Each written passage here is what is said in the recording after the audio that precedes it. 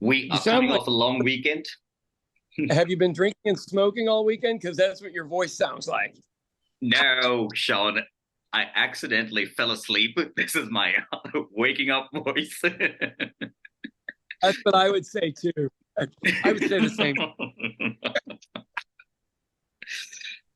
Yep, we had So, a long 4-day weekend. It's yeah, a festival which is Dussehra, yeah, which is just before Diwali when they do the lamp lighting thing in the White House for the yeah. Indian thing. Yeah, so this festival is basically for a Hindu goddess who beats a demon. It's like the victory of good over evil. Right. And what you do during this is like a spring cleaning of the entire house. And all the Oh, wow. tools and things that you use every day, you usually just leave it and like just leave it in front of like the shrine thing. Kids Wow. love this because even their books and everything, they're not supposed to use it for that one day. So, Oh, ah, there's always an upside. mhm. Wow. Okay, so just from making sense to the people from the West that are listening in, they didn't quite understand any of that. Oh. So why don't we let's slow it down a little bit. So you've got a 4-day holiday that's basically a national Hindu holiday of a Mhm. religion that nobody over here has any idea. Well, I shouldn't say nobody. Let's say Mhm. 2% of the population understands. So Yep. what do you do for it? So you lay down. So so it's like the Sabbath. Nobody works, right? Essentially, that's the laying down of the tools, or Yeah, like that. right. And it's more of you giving thanks to all the tools that enable you to live a comfortable daily life or help you in your daily life. Nice. Hmm. So in my case, that would be no cooking for 4 days. Shit, that I would. That's wild. So do you not get on your computer then for 4 days? For the 2 days where the festival is, I don't. I mean, it's Yeah, just that I violated it because I still had a recording with you. right. That'll go over well. I'll pray for Hmm. you. I'm going to pray for you. Oh my God. So, all right. What do you want to chat about today? Because I want to hear, since we're talking about religious holidays, okay? I mean, everybody's just different. And Yep. until I actually worked with Muslims on a regular basis, which I did for a good 15 or 20 years when I was younger, Hmm. I found Ramadan to be the most authentic holiday ever. So you could find out what it's like to be poor and not eat or drink anything from sun up to sundown. And I Hmm. was like, so why do you guys do that? And they go, well, I mean, it's a religious custom, but we really do it so we can have some empathy for the poor. Because it's real easy once you start Oh, to be wow. forget about all the other people that didn't make it, or didn't get along, or maybe didn't Hmm. study hard enough, or for whatever reason, didn't get there. To this day, to me, that seems like the best religious practice I've ever seen. Yeah, empathy for the poor. Yeah, I mean, I look at Catholicism, my religion, Hmm. and you go, okay, it might sound political when you're not supposed to commit sins, but yet you're supposed to tell somebody what the sins were, so then they know. And usually those people are at kind of a higher ranking than you. And I've Mm. always been, and I know it's to share and everything else. So folks, don't write me a letter. I understand what it's about. I'm just saying, if you look back historically 1,000 years ago, it might be a little suspect. Yep. Right. So, so my mom's family in Ireland they were the caretakers of the Catholic properties. And Hmm. all of the men are about 6'5", which in Ireland would be a giant. And so the caretaker of the church properties, that just means they collected rents and monies and everything Hmm. else. People are like, what a glamorous job. And you go, I don't think so. But they're all huge, and it's not an accident that they pick the biggest people to go collect the rents and whatnot. Oh yeah. I'm not anti-religious today, folks. Don't send me a letter or call me or send me a text. Sean, keeping it to religion, can I tell you that I was asking someone the other day as to why all the women in the world haven't gotten together and just got behind Hinduism because we have so many female goddesses, whereas every Right. other thing is just a dude. So I always found it okay. So just for background from everybody, I went to an international boarding school, not because I was rich. I was there on scholarship. But I got to hear about all these other things that other people's backgrounds were. And a few of them were pretty similar to mine. And I was like, how did that happen? But if you do a little bit of Googling, instead of just Googling politics in America and getting whatever answer you want, Google that kind of stuff. I mean, it doesn't make me less of a believer or anything, but it does make me suspect of the hierarchy of the whole thing. So I find it ironic that women, the only ones that can create life, are not usually involved beyond a medium level. Like my aunts were nuns. So I grew up literally around two nuns all the time. One was a brain surgery scrub nurse because they didn't let women into med school back then. And the other one was a grade school principal that was like a turnaround specialist. She would go in and literally turn around schools. And you go, in real life, they would both be making $150,000 to $250,000 in the Midwest. East Coast, West Coast, $350,000 to $400,000. They worked for $25 a month, and gave their trust fund to the church when they signed up to be a nun. Are you kidding me? No, not vows of poverty. So I grew up around these amazing people that had these amazing skills and vocabularies and abilities to not just argue, but argue viciously, which I inherited. But they literally did it because they thought it was right.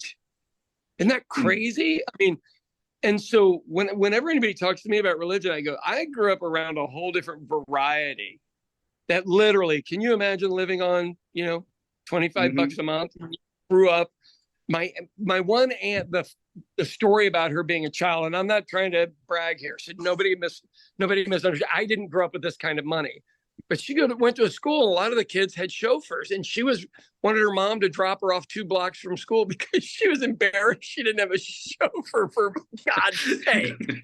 Right. I did not grow up like that. Just to point that out.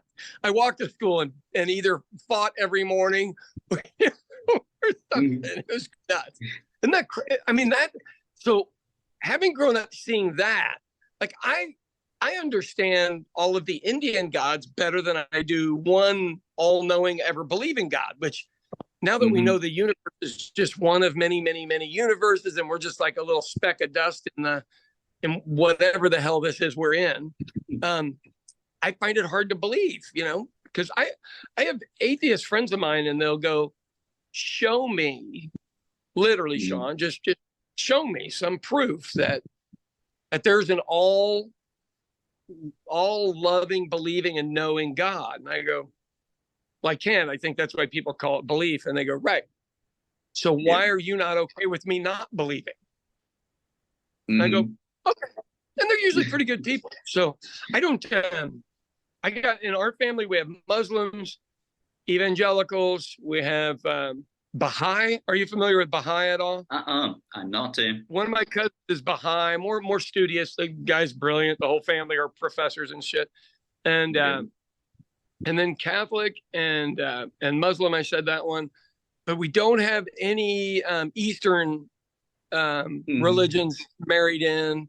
We might have a couple of Orthodox ones if you go out a little further. And then the side of the family that, join the other side are Protestants, over in Ireland. Yep. Yeah.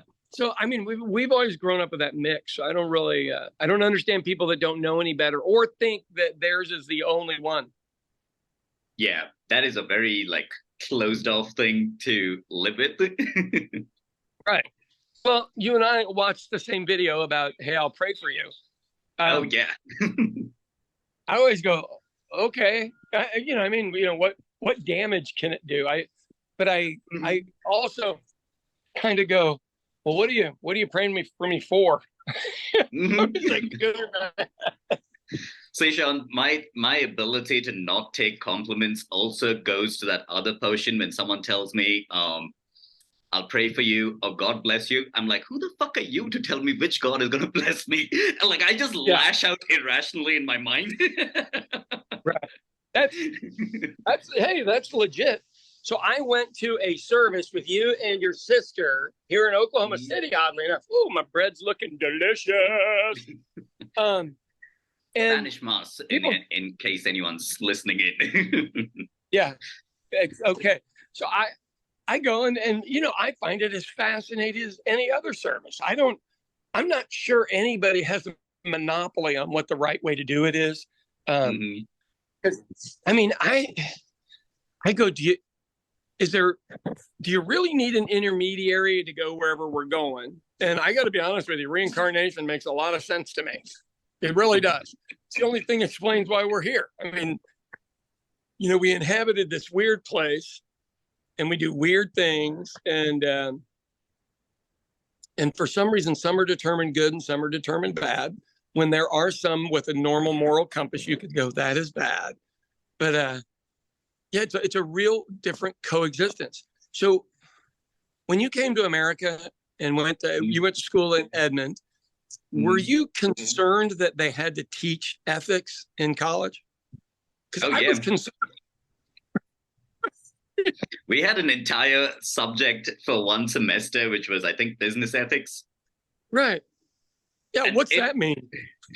Sean, it was basically a handbook of all the corrupt corporations and case studies on them. In case you guys want to do this later on in your careers, don't do it this way. And you look at it and go, there is an element of trust with all of us, with government and with companies.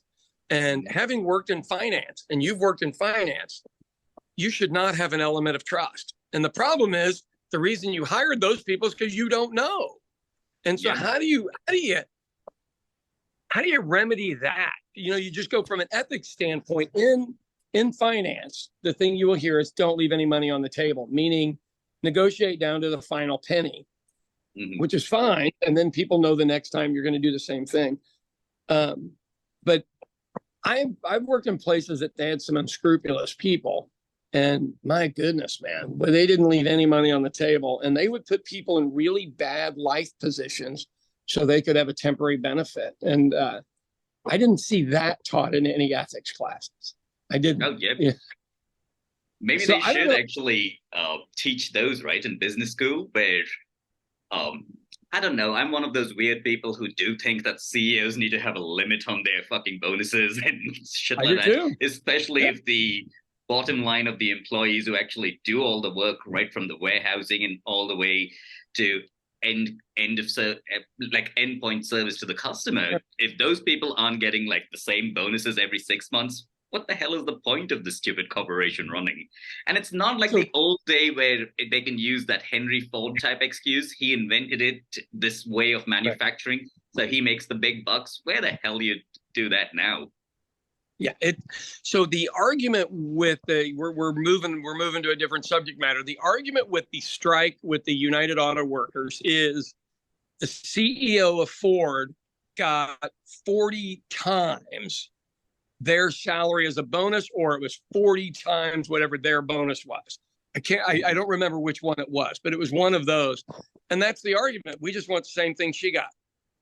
Yeah. If that is a valid argument. I mean, it really is. You go, well, yeah, they made it all. And you go, this lady did come in and move forward from the old gas models to electric. I mean, she's done some stuff. So I don't want to discount her. First female CEO, if I remember as well. But yeah, their amounts, H. Ross Perot, do you remember that guy that ran for president? I do. His deal is, back in the day, it was, you know, the presidents and CEOs of companies made usually 10 to 20 times what the average employee made, which, guess what? You'd make sure your employees made more money if you made 10 times what they made. It's fair. The employees will go spend that money that Friday, and it really gets into the economy. And if the money goes to a CEO or a president that's 40 times or 50 times, whatever, for a bonus, it just goes into a stock portfolio. It doesn't go into the economy, which is where we actually need the rigorous movement of money. Oh yeah. To use the Italian term, vigorous. Vigorous movement, Sean. Yeah. So I don't. I mean, but how do you see any of that remedying itself? Because I think they're at a crux, and look, and once you get to a certain level in the world, and you just quit worrying about the people beneath you, and it's sad. I mean, it really is. But that's worldwide. That's not just America's just catching up to everybody.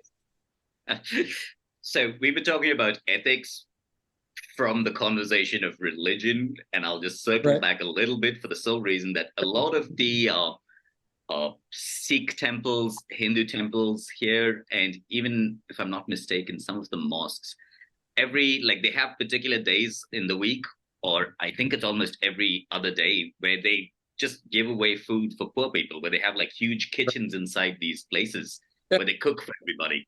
And if you're in there, they rich, poor, whatever, they just give you a plate of food and they're like, all right, here you go. And to connect that back, even like the temples to an extent, I think they do give back something to the poor people in their communities. And this is more of a direct give back as in food. Whether you poor or what, just stop by this place and you get food.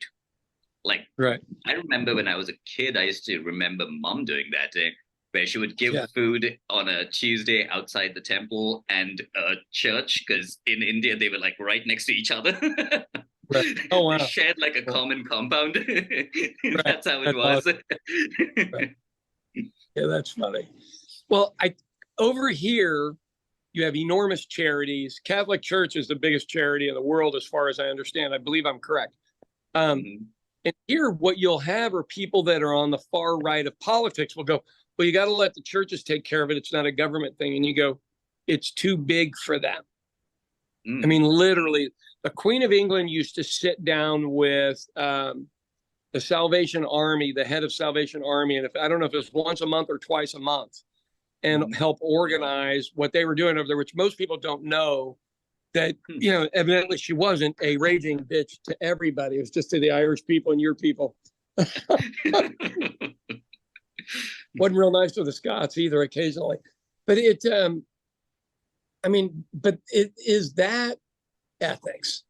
Or do you accept the fact that there's going to be this lower 8 or 5% that are always literally on borderline starvation? And my argument with education in America is, we're always going to have this lower 25%. How do we teach them to read well enough and do math well enough to survive so they don't end up having to do street crime and end up in prison? Yeah. And that seems like a reasonable argument until you start realizing we have for-profit prisons still. I know. Right. That is like a tricky thing where there is actually money to be made in petty crime. Yeah, it's crazy ass situation. But yeah, that's where we are here. All right, I got to turn my bread, so we'll chat while we're walking. Yes, sir. The other day, there was some, we heard a noise in the middle of the night. You have like these covers downstairs for like the underground tanks that we have. Okay. It's like made out of just straight up iron, Sean. So I think if you steal it and sell it by weight, you make some cash. So some dudes tried to steal that, and my weird little stray dogs, who everybody yell at me for feeding, were the ones that made a ruckus. Wow. And the dude ran away because I looked at the cameras and he had like gotten away. That is a Disney movie waiting to happen right there. No, but the thing I was going to tell you was, like, someone was asking me why I didn't like file a complaint to the cops and things like that, and I was like, dude, if it's somebody who's trying to steal iron so that he can sell it by what its weight is, I really am not trying to get that guy all fucked up in our legal system. Right. Why would I do that? Plus, also, with the amount of exposure they have to advertising and aspirational marketing, these are probably kids who have never had an education, who see everybody else around them having the fanciest shit. Like a recent statistic here said that almost like 80% of all the iPhone 15 or whatever the hell the number they are at. In India, 80% of them are on credit cards. Wow. Bought on like credit cards. Yeah. Man, you guys are following us down the tube, aren't you? I know. So I wasn't a poor kid at a rich school, but I was, because I wasn't that level of rich. You know, we had a nice house and everybody went to private schools and shit. So, but you know, everything's got its level. I think I've told you this before. One of the guys that was at school with us was from Kuwait, and he was one of the royal family members over. $5,000 a week allowance that guy had 45 years ago. I mean, he could buy a car every week with his allowance, and mine was $5. Some way or another, was supposed to be okay with that and not be envious. You know, how do you not be, you know, as a teenager, for God's sakes? But so I have seen it. I've seen it all, man. On that, I don't know what you, because you guys are an emerging economy. I think it's fair to say that. You know, you've always been huge people-wise, but as far as exports and everything go, you'd still be considered an emerging economy. And the dumb things I bought when I made money in my early 20s is, I look back, and so if I see anybody buying stuff like that, hopefully it's not on the credit card. You go, well, I hope you weren't willing to kill anybody to get that, because if you grew up without money, man, you know, you don't know any different. That's like, I don't know how anybody judges on, because I'd be in the same position as you are. I probably wouldn't. The crackheads. So we have a meth house, which, for those of you who don't know what that is, they literally sell methamphetamine. Sean, how have we never talked about the meth house across the street from the pub? I don't know. So, well, the last one burned down because they had an explosion. So they've moved to this other one a few houses in. It's bizarre to me that we've been here 5 years. They've been here 20 years. They have outlasted everybody. So I go outside, and there's like a sun and ski or sun thing across the street. They're selling pumpkins and fall foliage stuff. And I see 3 of the meth heads running around over there stealing stuff. And there are cameras on them and everything else, and they just don't care. Like their brains are just gone. Do you bother calling the police or not? I didn't. Yeah. You go, what for? If we put them in jail, they can buy meth in jail. I mean, you know, they don't like they're getting away from meth going to jail. And that doesn't solve any of the problems of why in America do people feel like they need to be high all the time? To numbers from the pain of just existing. Right. I mean, isn't that the deep, dark secret we all need to deal with eventually? Is you go, why does everybody feel like they need to be high all the time? You know, it's not this isn't 100 years ago where you had horribly alcoholic Irish people and they couldn't figure out why. And you go, because they like the effect of drinking. That's what. Sean, part of it was also that they rarely ever found water that was clean enough to drink where they wouldn't drop dead. So it was. You actually know the truth.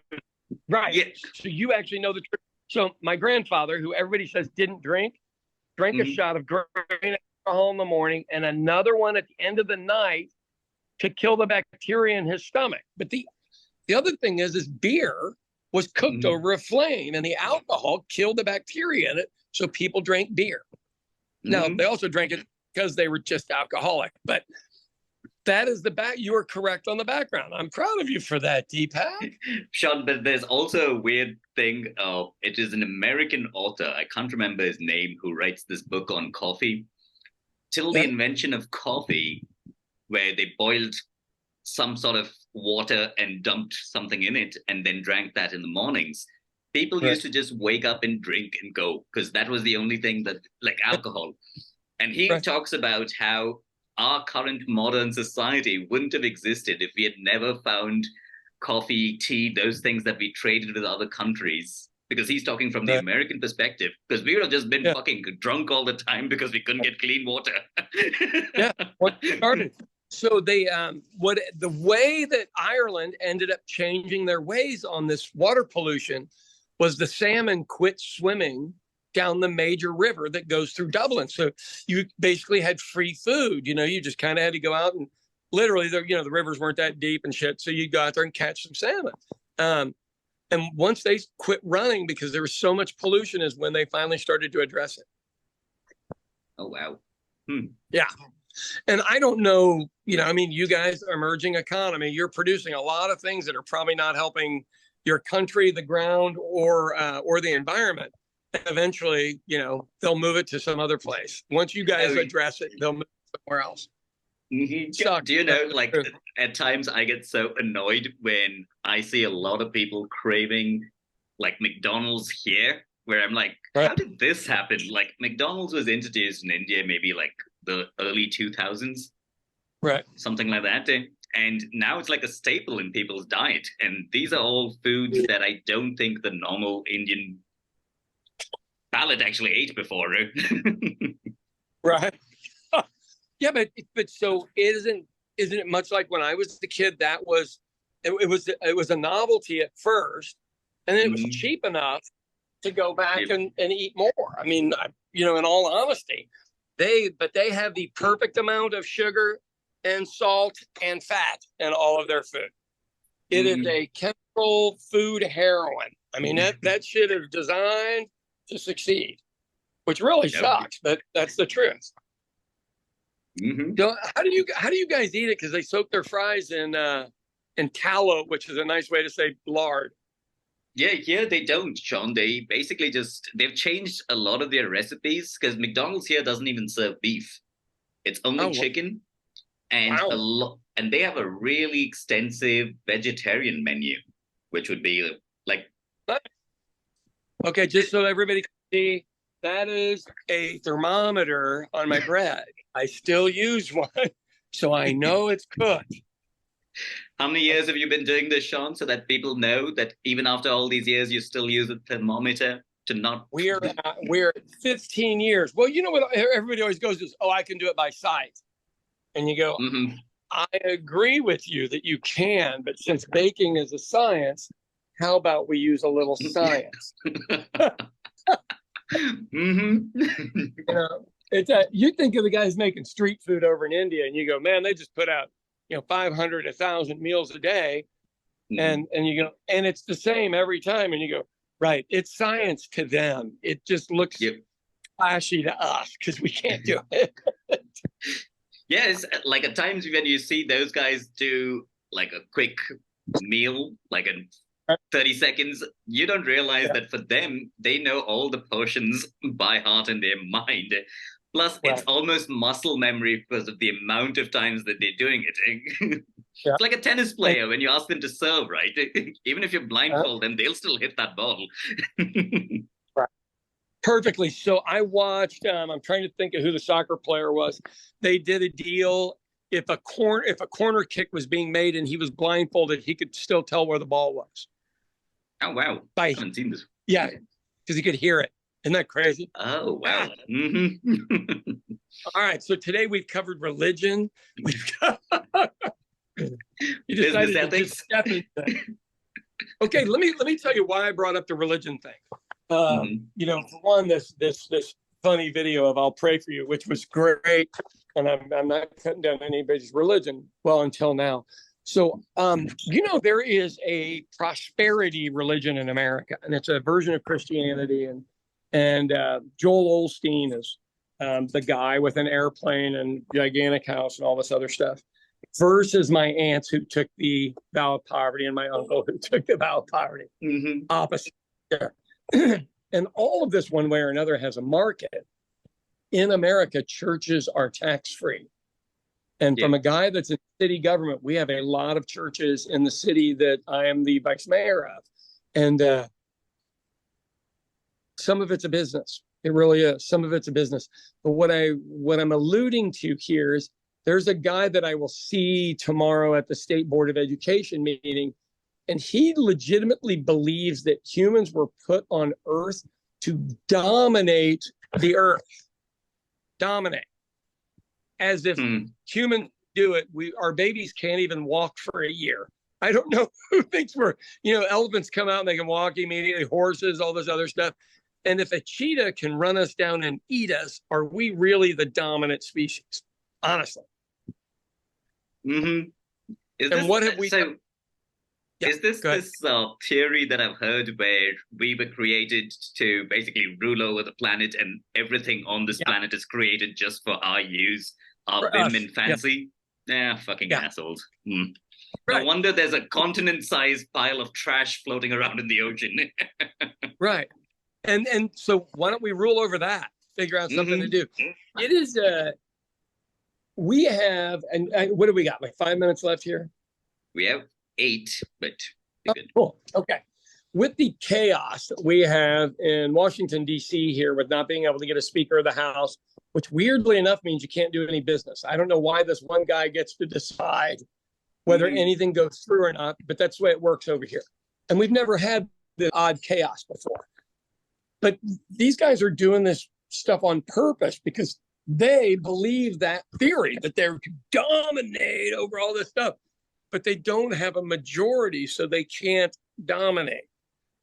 It doesn't make any sense, Deepak. Like the whole theory doesn't make any sense. And the people who say that kind of shit, you look at them and go, well, why are you fucking fat then?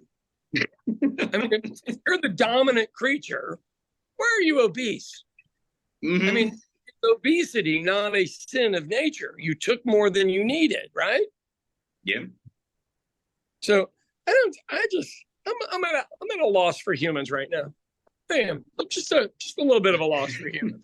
Sean, do you know I have that theory at busy restaurants? I have that theory at busy restaurants where I believe that if there is a fat dude in front of me, he needs to wait for his food. And I need to be served first for the sole reason he has enough fat reserve, Sean. You can't tell whether I'm going to just pass out of a light head by the time he gets his order. I'm with you, man. I am with you, man. God, that's hilarious. Sean, as a bartender, if you just walked up to a customer and be like, I think you can wait, let me give them their food. So for those of you that are listening somewhere other than America, so my wife and I own an Italian restaurant and an Irish pub. And the Italian restaurant used to have wooden chairs 20 years ago when we opened it, wooden chairs. And we had to buy steel reinforced chairs about 12 years ago. The other ones literally were collapsing underneath people. Oh, wow. See, at that point, you can't claim it's fucking bone density or big bone, dude. That is just fat. You're not, it's and you know, it's become normalized over here. And that's your thing. That's what will come to you guys. So in poverty in a lot of cultures, the heavier person seemed like he was wealthy because they could eat more, right? I mean, some cultures. And we don't have that view over here anymore, but it's an accepted, obesity is just an accepted now. It's such a huge, no pun intended, issue. Yeah, I don't know where you go with it. I mean, you know, you can't make people eat less. Food's still in America. Food is very cheap and readily available. Problem is, it's processed. That's what I would say the issue is. So I would say that the obesity rates in India are higher than before because the nature of our jobs have changed. Plus, the amount of fast food and other foods and artificial foods and GMO. Because I'm pretty sure. I know I'm not supposed to be shitting on Monsanto, but I'm pretty sure they're here fucking with our food as well. Well, they're gonna do it worldwide. Private company. Did you know that? Private company. I know. Is it Cargill? Also, that's a private company. Look, admittedly, they have brought the world more food than the world has ever had. However, it's not distributed where it's needed. So I have to agree, yes, you've done better than our ancestors. You still didn't get it to the right people. So you just made other people just available to eat more. You know, I don't have an answer to that one. Sean, that's just being a dick in food distribution. Right. And you know, I don't know about you guys how that worked, because I know that Brits starved you guys like they did our people. We literally, while 25% of the population was starving to death in Ireland, there were British ships in our port full of cornmeal. Literally. Yeah, I know. Nice people. Nice people. I want to follow a religion they followed because they were so nice, so good. I know, brought it all the way back around right there, didn't I? Just brought it all. Speaking of business ethics, would business ethics require you to sell that ground corn at a cheaper rate so people could live, or do you hold off on business ethics, let 25% of the population die so you can make more money? The answer to me is straightforward, where you just slash the prices or just give it away if it's rotting. Even the rotting food, Sean, that there are so many times where I have that issue where I'm like, why can't we just give it to someone? Rather than try to squeeze every last penny and put it back as profits into the business. Right. That messes up our economy. What are you trying to do? You're trying to make it okay for people to be poor. It's man, I mean, this is a good way to close this thing out, because I own a restaurant. I don't have any waste. I mean, I can't say I don't have any waste.